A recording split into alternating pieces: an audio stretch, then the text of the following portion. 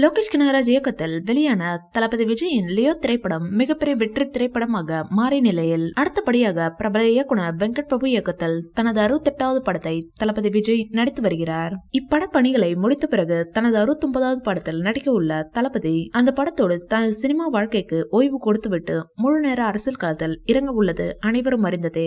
இந்நிலையில் தளபதி விஜயின் 68 மற்றும் 69 ஆகிய இரு திரைப்படங்களும் மிகப்பெரிய எதிர்பார்ப்பை ஏற்படுத்தியுள்ளது.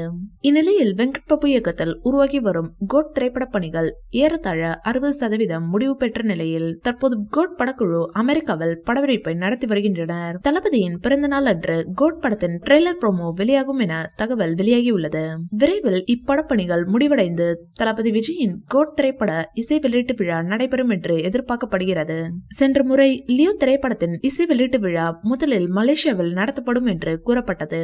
அதன் பிறகு சென்னையில் நடத்த திட்டமிட்டு இறுதி நேரத்தில் அதற்கு உரிய அனுமதி கிடைக்காத நிலையில் இசை வெளியீட்டு விழா நடக்கவில்லை. இருப்பினும் கோட் திரைப்பட இசை வெளியீட்டு விழா முன்கூட்டியே நல்ல திட்டமிடலோடு நடக்கும் என்றும் மலேசியா அல்லது சிங்கப்பூர் ஆகிய இரு நாடுகளில் ஒரு இடத்தில் இந்த இசை வெளியீட்டு விழா நடைபெறும் என்றும் எதிர்பார்க்கப்படுகிறது.